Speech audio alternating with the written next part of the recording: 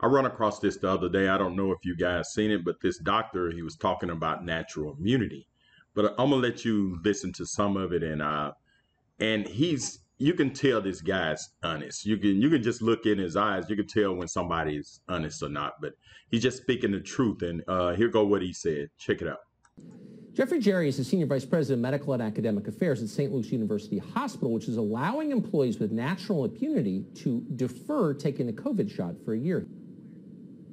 We're doing it because we're following the science. It's important for us to state that we're absolutely committed to vaccination, and we're also absolutely committed to actually mandating it in healthcare. It's very different in healthcare than other businesses.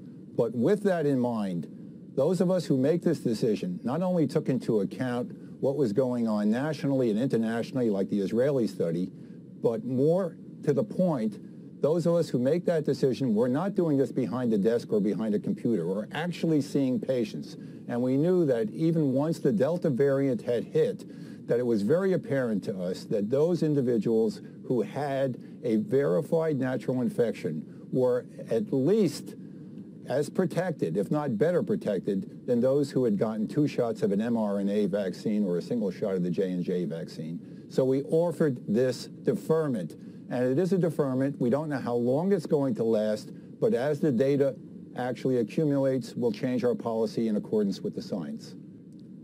Well, I can't speak for the CDC. And in fact, we do support giving a single dose of an mRNA vaccine after getting natural immunity because we know that it increases your protection by tenfold. The CDC, unfortunately, is still insisting on 2 doses of an mRNA vaccine, and we don't think that that actually is supported by the science that we look at. And again, we're practicing doctors, and we're able to interpret it that way.